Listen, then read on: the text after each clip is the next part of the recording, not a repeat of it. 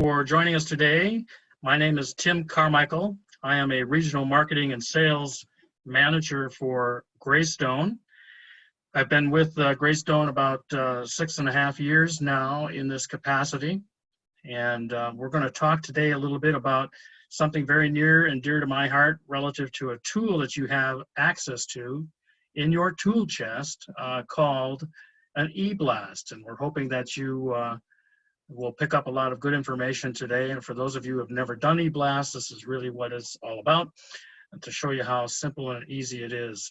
So we're going to talk a little bit about where it fits in to the overall strategies that you might be employing, and then ultimately give you a little demonstration. So I'm going to do a couple of things here just to let you know that I am not doing this alone today. We have Amanda Hunter, who is the assistant from Greystone, who's kind of in the control room, if you will, assisting me today on this webinar. And we've done a little housekeeping duty here. We've turned everybody's mic off. However, the chat is working. So if you have a question that may arise during the presentation today and you want to ask that question, you can use the chat feature and go ahead and ask that. At the end of the webinar today, we will review those questions and go through all of those particular questions that you might have and its entirety. So I'm going to, at this point in time, turn off my camera and then we'll get started here.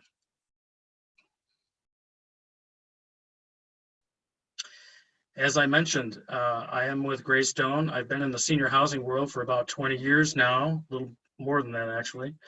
And I just want to mention in that time, when I was involved as a senior VP of marketing and sales for a very large independent senior living site here in Arizona, I dabbled with eBlasts that weren't called eBlasts back then. Back in 2004 is when I started really with that process. It involved at that time certainly using email and blind carbon copy, if you know that feature of email, and then putting all kinds of photographs and other graphics and things that I wanted to share with people along the line. So it was kind of pre-time frame before the service providers that we know of today actually took hold of that type of activity and created the industry as it is today. So I've been around a few blocks on this, and so ultimately I've enjoyed all the changes that have occurred. When we talk about eBlast, we're going to talk about really how simple they are to create and really how important it is to realize that the cost that's involved, both in time and dollars, are very, very, very few and low in cost when you compare that to the traditional methods of communicating, like using direct mail pieces primarily. And so I think once you understand where it fits here, you're going to see the value in what we do with eBlast today as compared to normal or standard methods of communicating with our audiences or target markets. Here's some statistics I thought maybe you'd enjoy. Today, there are about 102 trillion emails that are sent every year. That's trillion with a big T.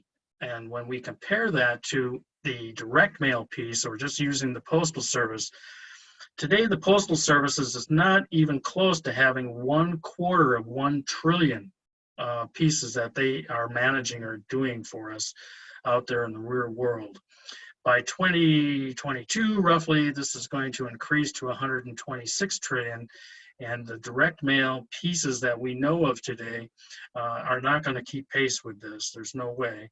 So it is reaching a lot of people today, more so than the direct mail pieces would imply. The more interesting element of all of that is that with the email systems today, those who are 65 years and older, well over 85% now are actually using their emails for the need or use of emails. Used to be just, let's keep up with the kids and the grandchildren. Today, it's a major source of information that they might be trying to get from the marketplace, whether they're buying something or doing anything other. So it's gone well beyond just the use of just staying in touch with family. Now, if you think about all of us and how we use our phones today primarily, or if we use our laptops or our iPads or whatever it might be, what are we primarily doing on them? We generally are checking our emails first before we're doing anything else. And if you're like me, I've got multiple email accounts. So I'm checking a lot of email every single day. And it's not surprising to learn that 99% of us do that. When you think about using the phone and how you actually use the phone, you don't go on the phone and actually look at one page of your emails. You're flipping through it just like I do, even all the way back to whenever, yesterday, day before, a couple of days ago. I even use my emails on my phone. I have an archive, of course, where you can just call them up from a year ago. This is the value of email and an e-blast, in that direct mail itself, ultimately you get a piece. It's rare that it goes up on your refrigerator or you stick it behind something that you're going to refer to it later. You generally circular file it. And so ultimately the piece has a very short shelf life, as we call it, whereas e-blasts and emails do not. They can go on for as long as you're holding that particular data. And of course, the number of times you look at that, it just increases the chance that you might either find something or respond to something. And it reaches generally all of your market. So whenever we're doing something in the world of communicating and we're spending dollars on behalf of our communities, we're trying to figure out how do we do that in the most efficient and effective way. Is it getting to the right people? How often are they looking at it? Are they opening it? And what does it cost me, quite truthfully? And so emails, just so you know, have a very large open rate. You would think these have 100%, but you're not opening up every single email on your phone. You are opening up those that may catch your eye or you're familiar with or you're interested in. So it has about almost a 23% open rate, which is pretty darn good relative to everything else. Today, social media is taking a charge at e-blasts and emails, and they're advertising like on Facebook and all the rest, and they're trying to attract your audience just as you are trying to attract your audience using an e-blast. What is their open rate? It's not even a half, or it's a little over a half of 1% compared to the email design today. Now, I suspect that in time that particular percentage will grow because they're going to get the companies are going to get more sophisticated in how it is that they can get that information in front of you and you to respond. Now, we do a lot of things today on the websites, right? So we go out into the internet and we say, we'll pay to have somebody open our web page and do all that. Great. That's called pay-per-click. What is the open rate for that? It's 3.71%, as less known. So when we look at emails and then ultimately e-blasts in their entirety, we're seeing from the industry that for every dollar that you spend relative to creating that e-blast and sending it out, there's about a $44 return in that, meaning that you're getting more sales or people are responding in a better way. Okay, so what is the real role of the e-blast? Well, let's define it a little bit. We have to look at the totality of the email system and the structure.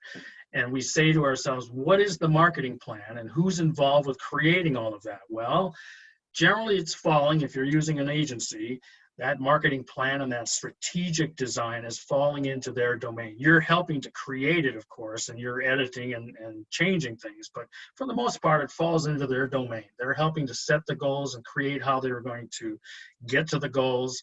They're going to work on your brand and make sure that everything you're doing is within the guidelines of the brand. They're going to help you craft messages and images that are consistent with your brand. This is their role, quite frankly, and it includes using e-blasts.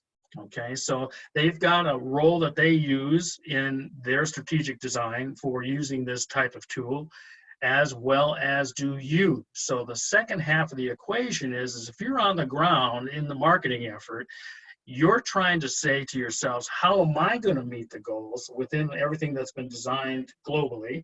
And what tools do I have available to me to get to those people that ultimately can respond and help me make those goals?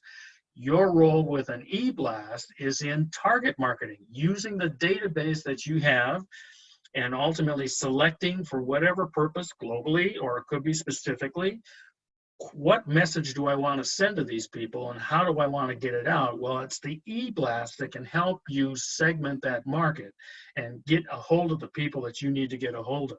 It's a tool that you can do nearly immediately without having to wait on the agency. Agencies are fast today, but not necessarily always the case. You have to fall into a queue to get something done. You can do it in less than an hour.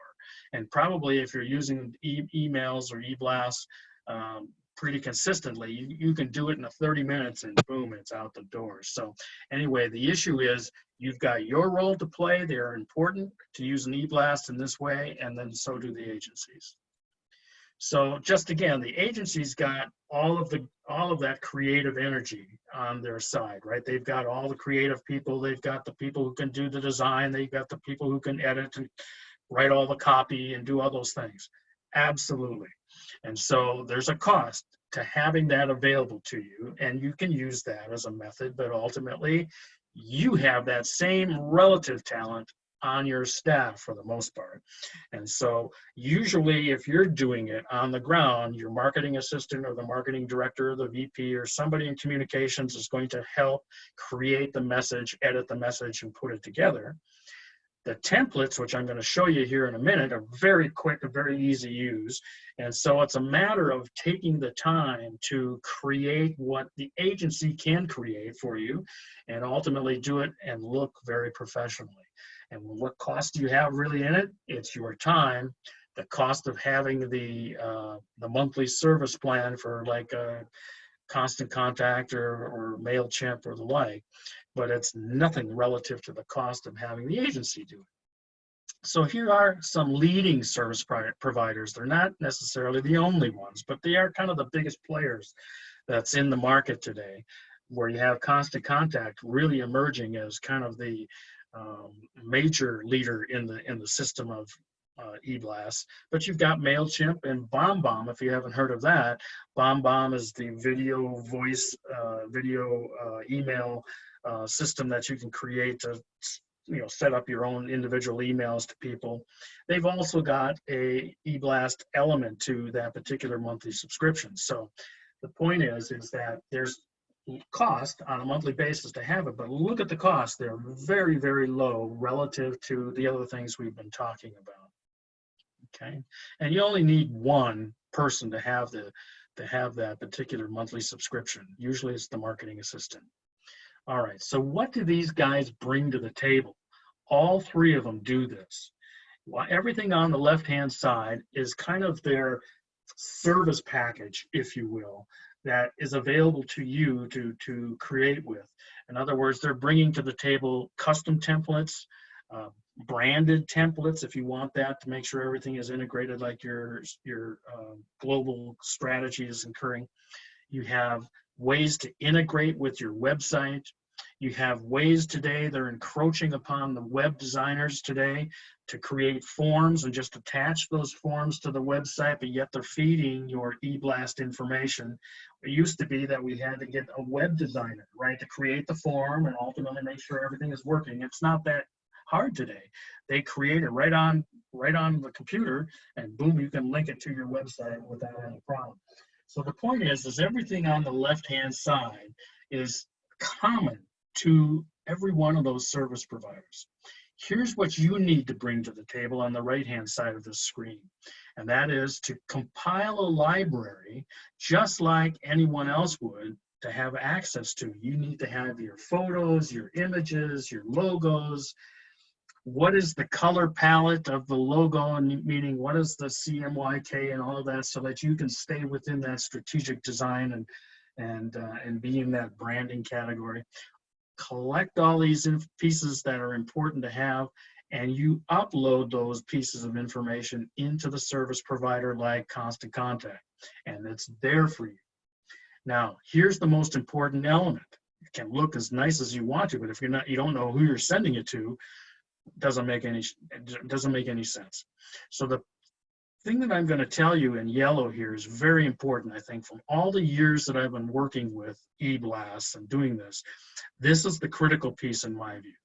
You treat the database of Constant Contact, for example, just like you treat the database you have for keeping track of your prospects in your CRM.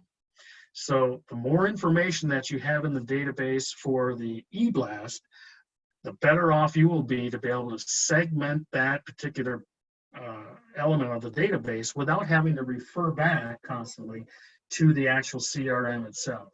So I always try to capture the first name, last name, age if you have it, certainly the zip code of the prospect, who is it assigned to. You can go on and on and on. You can add as many fields as you want to if you've got that data, for example, like home values and all that stuff. You can upload this into Constant Contact, and then you sort that database when you create your next eBlast, and you send it out to a segmented market. I'll show you how important that is here in a minute. Okay, all of those service providers, Constant Contact, you got MailChimp, you got BombBomb, everybody else, they follow a structure. They all follow this structure. They may change the names of things occasionally, but it's the same structure, and that is, here's what you do. Once you've got the subscription, you've got things that are loaded into the system, which is not hard to do, including your database. You create a campaign. You choose from a list of templates that they have. Once you have one, you may use it forever, or you may have multiple templates. And then you take that template and you populate it with the images and the copy and all the information that you need for that eBlast. And then, of course, you select your recipients, who you're sending it to. And you've got that in your Constant Contact. So you go in there and pull that out. And then eventually you send it off and track its progress and do a report on it. This structure is the same for every one of those providers. And it rarely is that varied, except for maybe they change the name of something, but it is the same structure. Here's what I'm going to suggest you do when you create your eBlast. You don't have to follow this, but I think it's proven to be more effective. So if you think about how articles are written for the newspaper, they never put all the minutia of what is involved with whatever the article's about at the top. It's never that way. It's always at the bottom. The first part of that template needs to have, if you're looking at it from the perspective of your client, or a prospective client who's going to open this email, you're going to say to them, who am I? So you got to have a logo. To that person, they're going to say, why am I opening this eBlast? What is it that caught my eye amongst all those hundreds of emails that I get that allowed me to pick that one and open it? And then what do you want them to do? You want that in the first third of the template, okay? Because you know as well as I do, when you're looking on your phone or my iPad, you don't read the whole thing unless it has your interest, but rarely. You're reading the first third of what's going on with that email, and if it doesn't interest you, you're on to the next one, right? So you want what's important to be right up front. Then you can support what's important. Give them more detail about who you are and what you're doing, how you're doing it, and then ultimately give them the minutia, which is, how do you get a hold of me? Where am I located? How can I join a newsletter, or a club? All that stuff, which is not pertinent to the sale per se, needs to be at the bottom. Here's the thing: you have a call to action at the top, and you have a call to action at the bottom. So if you want them to call you or join you as an RSVP, that button better be right in the first third, and then the bottom of the page should be another opportunity for them to do it again. You don't want them to chase it around and look for it. Give it to them. So this structure, I think, works pretty well. It's not followed by everybody, but I think, in my opinion, if you do have a structure like this, you're going to get more people to respond to you. Okay, so here's what I'd like to do. I'd like to show you real quickly a Constant Contact method here. And this is not going to show you any bells and whistles really about how pretty you can make it, because you can go on forever doing that. But I just want you to see how easy it is to create an eBlast. So remember I was telling you about that structure. Here's the campaign button right at the top left. If you see my cursor there, I'm going to click that on, and I'm going to go over here to the far right, and I'm going to create a campaign. Okay, that's what they call it. It's going to be an email campaign. And we'll just call it something like test, not test, but test. And open that up. Been doing this too many times. Okay, so what's the second stage? You gotta pick the template, right? So here, just as an example, I'm gonna scroll very slowly because it can get blurry, I know on your side. But these are just examples of templates that have been used and created. You can use these templates and change the photographs and anything else if you want to, if you just like the way it's laid out, etc. You can use them all. So I'm just going to grab an empty template just to show you how this is quickly going to be put together, or can be.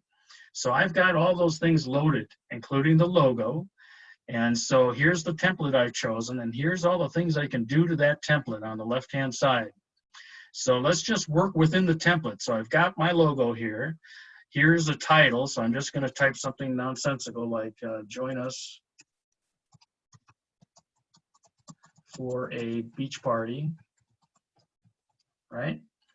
And I'm going to say, how is it that you join in? So forget about all those dialogue. I'm just going to do this. There's a button that you want to link to your web page so that you can get them to go to the event page, right? So I don't like that color. I'm going to change the color. Let's change it to a different color. It's a little hard to see. Okay. And so what I want to do is link this page. And I want to change the information that's on this button just by going RS, can't type, RSVP. And I want to link this to an event page that I might have on my website. So I just happen to know you can copy and paste the URL and stick it in here, but I'm just going to put it in here.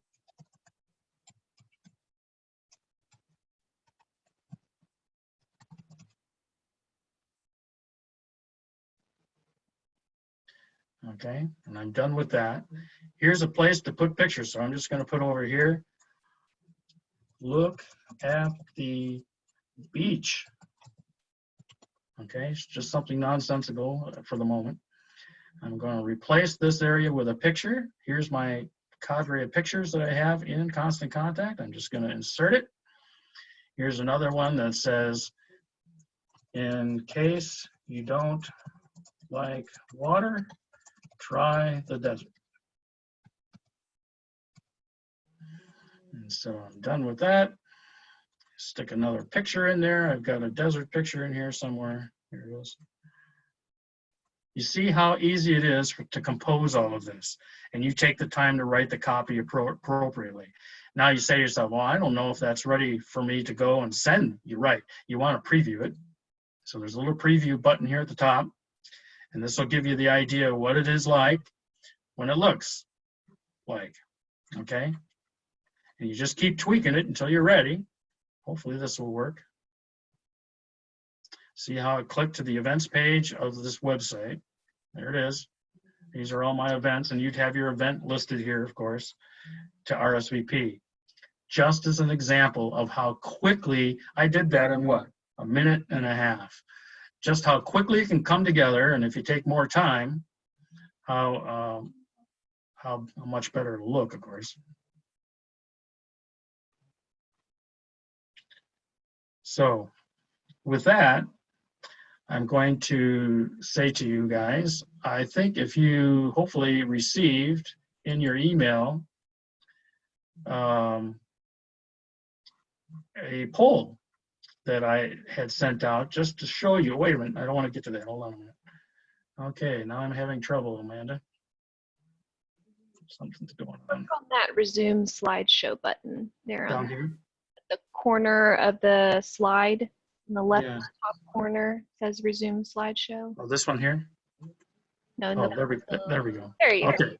All right. Before I even get to the poll, I wanted to show you. Now, you sent your e-blast out, correct? And now you're trying to figure out what happened to it. So every one of these companies has a reporting capability, and they're tracking what happened to your e-blast. This one happens to be from MailChimp. This one, in this particular section of the report, shows you that we had 365 opens of the number of people ultimately we sent it to, which I don't see on here, but it was about 450 people. And then 66 of them clicked through. So in other words, if they wanted to attend the event, then they would have clicked onto another page and hopefully registered for your event. So this type of information is available. And the second part of the reporting area is this. So for those who just put all of their emails in without any additional data about who the email belongs to, this section is going to say this email, which is in yellow here, opened up that eBlast 41 times. And this person did it 20 times and 14 times and right on down the line. Why is that important? Well, we know that person had an interest in what that person was reading. And so ultimately your staff, the sales staff, can say to themselves, I better get a hold of that person. They have an interest either in the event or maybe the community or et cetera. And so you have another strategy. You can say all these people that opened, we need to make sure RSVP for the event or we get a hold of them in some way. Now, this is what I see most often, just the emails, okay? This is the way, though, I like to do it. And this is to upload all that information about the person so that at this glance, you can see who opened it, have their address and all the other information that is pertinent here. And the cool thing about this is that you can export it into an Excel file, special kind of Excel file called CSV, but you can export this information into an Excel file and then you can distribute it to your staff and have it follow through and follow up on. This is the way I like to do it because it keeps you from having now to go back to the CRM and to try to figure out whose email this is. You've got all the data right in front of you, okay? All right, now's the poll. So we sent out an email, and if you want to participate in the poll, we're happy to have you. But I wanted you to look at the 2 eBlasts that were in that handout or that email and tell me which one you think is the one that's created by the ad agency.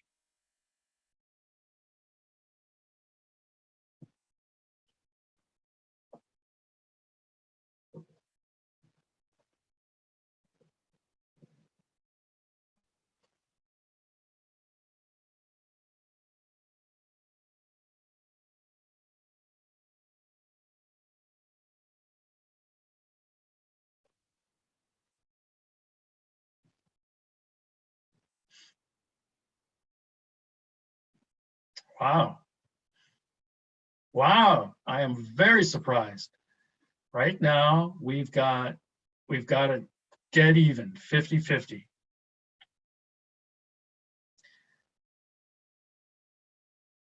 Get a couple more in here and we'll let it go, and then I'm going to tell you that actually still got it going. I'm going to give those people a chance to chime in. Still nearly 50-50.